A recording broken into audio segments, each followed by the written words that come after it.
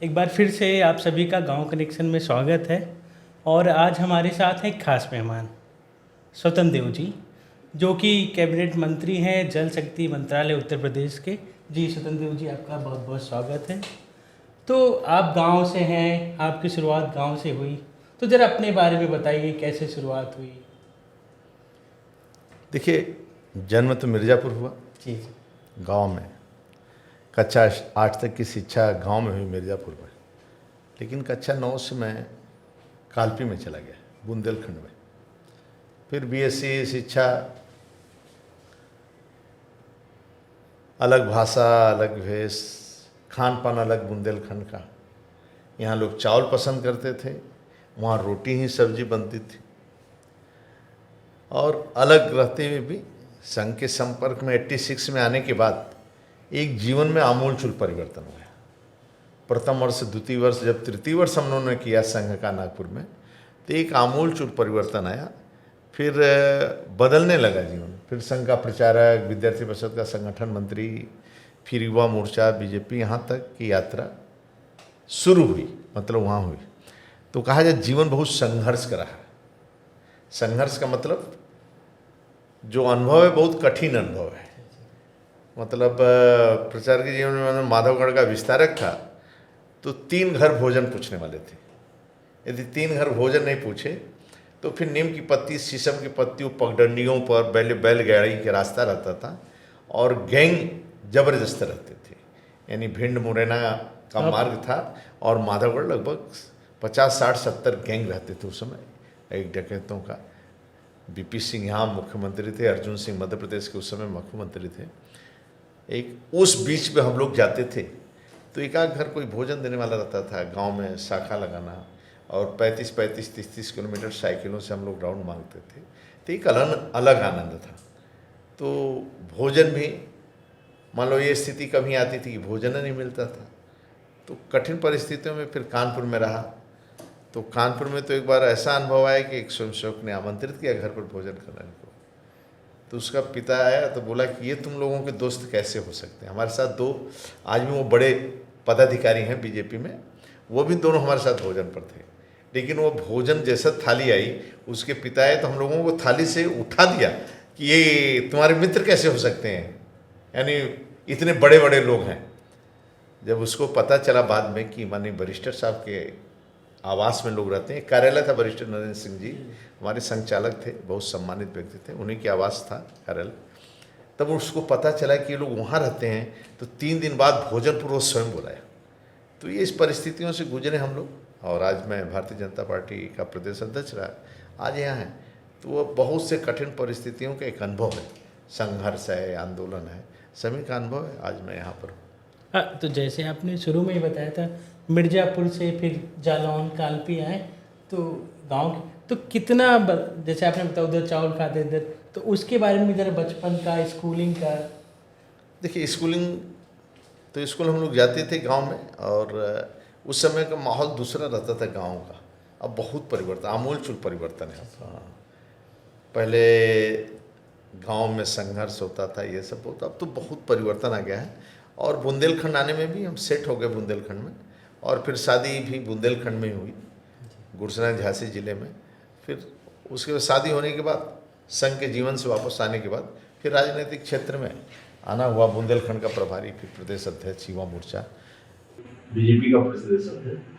तो जो बचपन का था, गरीब परिवार के थे, साधारण परिवार के लोग थे, कोई ऐसा बैकग्राउंड कुछ नहीं था, न रह के ठिकाना, न खाए के, बहुत साधारण परिवार के लोग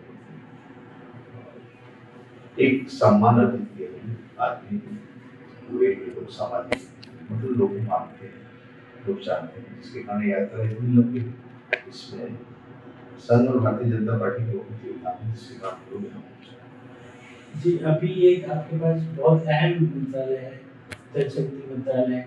हाँ, तो उसके बारे में बताइए जरा, कि क्योंकि इसमें इरिगेशन, सिंचाई है, पीने का देखिए, बहुत महत्वपूर्ण है जल जीवन मिशन। एक तरह का आदरणीय मोदी जी का जो वाटर विजन है, ये बहुत महत्वपूर्ण है विजन, और इसको 2024 तक हम लोगों को पूरा करना है। उत्तर प्रदेश के अंदर पानी की गुणवत्ता सुनिश्चित करना है, उसका समय समय पर वाटर टेस्टिंग करना है। ये हम लोग प्रणाली विकसित भी कर दी है। सभी गाँव में वाटर, आज हम लोग लगभग 1.5 करोड़ के ऊपर घरों में हम लोग पानी पहुंचा चुके हैं। और 2024 तक हम लोग इस लगभग सभी ग्राम पंचायतों को हम लोग जोड़ देंगे। जो 70 वर्षों के लोग बुंदेलखंड में तरसते थे कि मेरे घर तक पानी आएगा कि नहीं आएगा, ट्रेन से पानी आता था, आज बुंदेलखंड के सभी घरों में लगभग पानी पहुंच चुका है। कहीं 80%, कहीं 86, कहीं 96, ऐसे बुंदेलखंड विभिन्न क्षेत्र में हम लोग दे चुके हैं। और जो 70 सालों से काम नहीं हुआ, आदरणीय मोदी जी ने वो 2-3 साल में करके दिखाया। 2024 तक हम लोग सभी घरों में पानी पहुंचाना सुनिश्चित कर देंगे और घर घर जल पहुंचाने में सफल होंगे। और सबसे बड़ी बात है, मोदी योगी की सरकार शुद्ध पेयजल, यानी एक टेस्ट भी और एक शुद्ध पेयजल सभी के घरों तक पहुंचेगा। और जब शुद्ध पानी मिलेगा तो स्वाभाविक रूप से बीमारी भी कम रहेगी, स्वास्थ्य भी ठीक रहेगा। तो एक शुद्ध, ये बहुत महत्वपूर्ण है। दूसरा, बाढ़ के क्षेत्र, आप देखेंगे 100 साल का 22-23 में रिकॉर्ड तोड़ा, लेकिन आदरणीय योगी जी के नेतृत्व में जो बाढ़ की परियोजना बन रही हैं, ऐसे हमारे जो काम चल रहे हैं, बाढ़ की जितनी भी परियोजनाएं, जिन ये परियोजनाओं के कारण आज गांव सुरक्षित है। लगभग आज गांव भी सुरक्षित है, लोग भी सुरक्षित, बाढ़ की परियोजना के कारण। और लगभग 100 साल का बाढ़ का रिकॉर्ड तोड़ा, जिसके कारण न्यूनतम नुकसान, कोई जनहानि नहीं, और एक तरह का न्यूनतम नुकसान लोगों को बाढ़ के लेकर। तो लगभग आज राज्य के अंदर मैं कह सकता हूँ, राज्य में माननीय मुख्यमंत्री के नेतृत्व में लगभग 1,74,00,000 लोग, जो मेरा आबादी है, जो लाभ प्राप्त किया है। तो ये लोग सुरक्षित, आज जितने भी क्षेत्र मान उठा लीजिए, पीलीभीत हुआ, पीलीभीत, लखीमपुर, श्रावस्ती, गोंडा, बलरामपुर, सिद्धार्थनगर, बहराइच, महाराजगंज, गोरखपुर, देवरिया, कुशीनगर, बस्ती, ये सब चले जाइए, आजमगढ़, बलिया, ये सब जिले में भयंकर बाढ़ आते हैं। जिसके कारण आज हमारी जो बाढ़ की परियोजना है, ये इसके कंप्लीट होने के कारण ये सबसे सुरक्षित है और बांध पर हमारे कोई खतरा नहीं आता है और आज सुरक्षित है। पानी का स्तर भी बढ़ा है। और नेपाल और उत्तराखंड, हिमाचल प्रदेश में बारिश होने के कारण उत्तर प्रदेश में बाढ़ है। राजस्थान का बेल्ट है, दिल्ली का बेल्ट है, जिसके कारण बाढ़ आता है। फिर भी हम रात दिन अधिकारी कर्मचारी भी सड़क पर रहते हैं और सतर्क भी रहते हैं, और इसके कारण होता रहता है। और अभी सिंचाई के और टेल तक पानी में पहुंचाने का हमारी, मान लीजिए हमारी बहुत से नहरें 500-500 किलोमीटर लंबाई है। जैसे लखीमपुर की शारदा, यहाँ से हमें काशी भेजना पड़ता है, आजमगढ़, मऊ और बलिया के बॉर्डर तक देना पड़ता है, फिर भी टेल तक पानी पहुँचे, इसके लिए रात दिन हम लोग लगे रहते हैं। इस परिस्थिति में भी टेल तक पानी पहुँचाना है, लोगों के घर तक पानी पहुँचाना है। इसलिए सिंचाई विभाग में लघु सिंचाई, यांत्रिक, ट्यूबवेल, ये सभी से हम लोग आज सिंचाई का जल स्तर भी हम लोग बढ़ाएं और सिंचाई के लिए भी किसानों को, अधिक से अधिक किसानों को इसका लाभ मिल सके, इसलिए टेल तक भी पानी पहुंचाते हैं। तो अभी कुछ नई नहरें भी बनाई गई हैं, कुछ नई योजनाएं भी इरिगेशन की, सिंचाई के लिए हमारे, हाँ, कई हमारी नहरें हैं। हमारी तो अर्जुन सहायक है, इस प्रकार के हमारे कई बांध और ये सब बनाए गए हैं, जिसके कारण सिद्धार्थनगर, गोंडा, बलरामपुर, ये हमारे लाभान्वित, किसान लाभान्वित हुए हैं। और हमारी कई योजनाएं जो लगभग जो पूर्ण हुई हैं, जिसके कारण सिंचन क्षमता हमारा बढ़ा है। तो अब बुंदेलखंड क्या, पूरे यूपी में भी अभी एक योजना ये भी चल रही है कि ये खेत तालाब योजना, हाँ, जिससे खेत का पानी खेत पे, जैसे घर का पानी घर में, खेत का पानी खेत पर मेड़, मेड़ पर पेड़, जिसके कारण जल संचय की योजना है हमारी। जल संचय में जो काम हमारे चल रहे हैं, उसके कारण ये हमारे जल स्तर सुदृढ़ हो रहे हैं। तो घर का पानी घर में, खेत का पानी खेत में, मेड़, जिसके कारण चेक डैम हुए, चेक डैम हमारे बन रहे हैं, और कुओं को और इसको तालाब को सुंदरीकरण करने के लिए, पुनरुद्धार करने के लिए, ये सब जो काम हमारे चल रहे हैं, इसके कारण आज हमारा काम आगे बढ़ रहा है। तो ये सबों से आगे सिस्टम खड़ा हो रहा है लघु सिंचाई से, जल जीवन मिशन से, ये समूह से आगे। जैसे 151 रिचार्ज चेक डैम हैं, हमारे चेक डैम हैं, तालाब हैं, ये लोगों का पुनर्विकास भी हो रहा है, नलकूप का भी निर्माण हो रहा है, ब्लास्ट कूप भी बनाए जा रहे हैं, जिसके कारण इसकी क्षमता भी हमारी बढ़ रही है। हमारे रूफटॉप रेन वाटर हार्वेस्टिंग हैं, जिसके कारण जल संचय की प्रणाली स्थापित हो रही है। मुख्यमंत्री लघु सिंचाई की योजना से मध्यम गहरे उथले पंपों का निर्माण हो रहा है। ये समूह के कारण हम लोग कह सकते हैं कि आज किसानों के लिए सुविधा भी दे रहे हैं और जल स्तर जल संचय की भी हमारी व्यवस्था है। इसलिए जनता जनार्दन को भी, जैसे स्वच्छता अभियान मेरा चला है, उसी तरह जनता जनार्दन में जन आंदोलन के रूप में इसको लेना चाहिए। और जनता जनार्दन जब तक जुड़ेगा नहीं तब तक हम इस आंदोलन को प्रगति नहीं दे सकते। तो स्वच्छता अभियान और जल जीवन से इससे जुड़ना पड़ेगा। तो अभी मेरा एक सवाल ये था कि कई बार नहर में पानी नहीं आ रहा है या किसान कोई नलकूप लगाना चाहता है, तो वो कहाँ से उसे योजना की जानकारी मिल सकती है या शिकायत करना चाहे? यह है हमारा सभी टेप पर, चौपाल पे हेलो किसान भी चल रहा है और सभी टेप पर चौपाल चेक करना है। ट्यूबवेल पर भी जो किसान उससे जुड़े हुए हैं वो हमारा चल रहा है। और लगभग जो हमारे यांत्रिक या विद्युत दोष होता है ट्यूबवेल, ये हम 7 दिन के अंदर उसको चेंज कर देते हैं, ठीक कर देते हैं।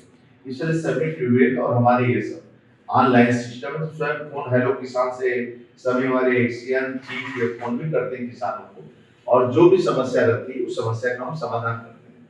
अब मैं शुरू कर दिया हूँ टेप पर भी चौपाल और ट्यूबवेल पर भी चौपाल, कि ये कम से कम सभी के महीने में एक बार किसानों से चर्चा करना चाहिए कि आज की स्थिति क्या है, 2047 में पानी की आवश्यकता कितना होगी, गांव की जनसंख्या यानी पीने का पानी, खेत को पानी की आवश्यकता क्या होगी, इसकी योजना परियोजना हम लोग कैसे बना सकते हैं कि आज 2023 में हमारी क्या स्थिति है, 2047 में क्या स्थिति रहेगी।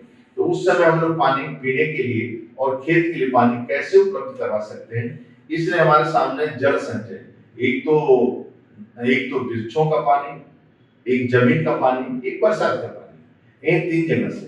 इसलिए जो वृक्षारोपण होगा उससे जल हमारे पास संचय होगा, ऑक्सीजन भी मिलेगा। और ये पानी, बाढ़ के पानी को भी हम कैसे सुरक्षित रख सकते हैं और बरसात का पानी भी कैसे सुरक्षित रख सकते हैं, इसका एक जन आंदोलन होना चाहिए। और इसके कारण आज हम तालाब नदियों को भी जिंदा करने का काम कर रहे हैं। आज हमारे कई नदियां में हम जिंदा, योगी सरकार ने नदियां भी जिंदा की। आदरणीय मोदी जी के कारण आप देखेंगे कि जल के बारे में वह अपना बोलते रहते हैं।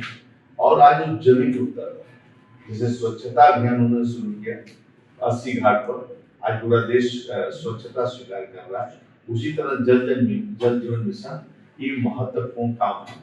जैसे आयुष्मान कार्ड, घर घर पक्का मकान बनाना गरीबों को, शौचालय देना गरीबों को, आयुष्मान का 5 लाख का कार्ड देना, गैस का कनेक्शन, बिजली का कनेक्शन, आज सभी घरों में नल पहुंचाना, टोटी खोलेंगे और शुद्ध पानी मिलेगा, उससे स्वास्थ्य भी ठीक रहेगा। इसलिए बाढ़ के क्षेत्र में जल संरक्षण और भूगर्भ और लघु सिंचाई, ये सभी विभाग आज हमारे नंबर 1 पर चल रहे हैं और राज्य के अंदर अच्छी व्यवस्था है। तो जैसे तालाब की बात आती है, तालाब को पुनर्जीवित करने के लिए या पानी बचाने के लिए क्या ऐसे कुछ हो सकता है कि स्कूल में बच्चों को अवेयर किया जाए? हाँ, हमारे सभी आंगनबाड़ी स्कूल में भी हमारी टंकी और पानी, शुद्ध पानी, देखिए नल का हर जगह पानी पहुंचना है, नल का शुद्ध पानी अब हर जगह पहुंचना है। आपके ऊपर एक हमेशा एक बड़ी जिम्मेदारी रही है संगठन लेके या पार्टी को लेके, तो उसके बारे में भी जरा बताइए। देखिए दायित्व के साथ साथ कई पदों को प्रभावी करना है। मोदी जी की रैली है और सभी रैलियां हैं, चुनाव अधिकारी है, सदस्यता है, तो कई पदों पर हम लोग रहे। और देखिए बहुत कम नेता होते हैं आगे मोदी जी से,